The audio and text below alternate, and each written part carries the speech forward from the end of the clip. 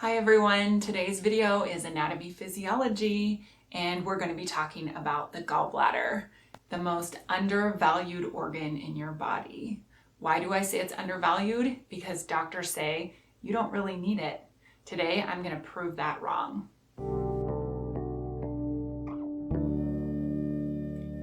Gallbladder stores bile. Bile is made by the liver and then stored in the gallbladder. Now, before we understand how important the gallbladder is, let's understand bile and what it does. So, when you eat fat molecules or fats, say you have a spoon of almond butter, that almond butter contains fatty acids. And as it goes down into your stomach and into your small intestine, your body signals your gallbladder to secrete bile, to squish bile out, to help break down fat molecules within that almond butter. So it's breaking down all the fat molecules, kind of like a soap. A soap emulsifies oil when you're doing dishes. That's what it does. It emulsifies and breaks it down. And then the fatty acids are easily absorbed into the lymphatic system where they can be used in the rest of your body. Your body depends on essential fatty acids for many things: heart function, brain function, hormone function. You have to have essential fatty acids. It is very, very important for your health. So the bile is really needed to help break down the fatty acids, and that's why it's so important. Now, the gallbladder holds the bile for the liver. The liver actually produces the bile and then it stores it in the gallbladder. The gallbladder is a tiny little sac that is located kind of behind the liver in between the pancreas. And like I said before, as you eat fats, it is then triggered to squish out bile.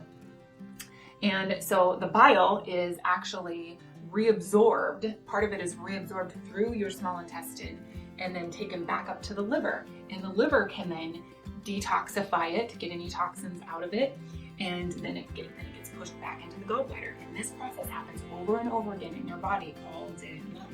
It's a very crucial, important process, and it's very necessary. So your liver is producing the bile and storing it into the gallbladder. Now, where can problems happen? Because a lot of you maybe have had your gallbladders removed because you had a gallbladder attack. And a gallbladder attack can be very painful. It's usually a lot of pain up underneath your right rib cage where you're almost doubled over and you feel like you can't breathe. That's usually a gallbladder attack that's happening. Now, why does a gallbladder have an attack? Well, remember how we talked about that the bile is actually reabsorbed and part of it's reabsorbed into your liver? What happens is through that process, bile can become toxic, and so it goes to our liver, which is great because our liver is our main detoxification organ. But if your liver's screwed up and you're not detoxifying like you should be, if your detoxification pathways are blocked and your liver is struggling because you're drinking too much coffee or you're drinking alcohol or you're not eating properly, your liver isn't detoxing properly and it's gunked up, then it's not going to be very good at cleaning out the bile. And then that kind of toxic bile is then pushed back up into the gallbladder and stored, and it sits there and it makes the gallbladder inflamed. And the gallbladder becomes angry and will then reflect with that terrible doubling over pain. Now, 9 out of 10 clients that I have that have had their gallbladders removed tell me that they didn't have any gallstones at all. What they had in their gallbladder when it was removed was actually sludge. And that tells me that the sludge that was in their gallbladder was toxic bile that the liver couldn't detoxify because the liver's working too hard to detoxify everything else. So that's a very important thing to know about that. Now, for those of you that did have gallstones, the 1 out of 10 that did have gallstones, that is usually caused from dehydration on top of toxicities. So when you are dehydrated, everything in your body becomes very thick and viscous, right? You need a lot of water to make your blood fluid. It's the same with your bile. So if you're dehydrated and not drinking enough water, your bile is going to be very thick and it's going to form what are called gallstones. Those gallstones can actually get lodged in the bile duct, and that's where you end up with a gallbladder attack. And it's very painful, and most people do have to have surgery, although you can dissolve the gallstones. Now, I've saved a lot of people from having gallbladder surgery because we caught it early enough. And I use a product called Super Phosphozyme. and it's phosphorus is what it is. For those of you that used to have Coke way back in the day, they put phosphorus in soda, and that's what takes the enamel off your teeth. Phosphorus is a mineral that breaks down other minerals. So it is used to break down gallstones because it'll break down that thick, dissolve that thick mineral toxic gunk in your gallbladder, and it works very well. It's very effective. And the problem is you have to call me before it gets too bad so we can dissolve those stones. And if the stones are too large, then you really can't dissolve the stones. You do need to have surgery. Okay, so let's talk about the symptoms of a gallbladder that is not happy. So a big symptom is inconsistent stools, right? Going from constipation to diarrhea, and also floating stools. Stools that float on top of the water or look greasy are stools that contain fat molecules in them still, which says to me that you are not absorbing your fats. They're coming out in your stool. So that's very important. Watch your stools. If they float, there's probably a gallbladder issue going on there. So inconsistent stools. Headaches. Headaches is a big cause of gallbladder. When we heal people's gallbladder, their headaches go away. Okay, so headaches is a big one. Dry skin, because you're not absorbing your essential fatty acids, making your skin soft.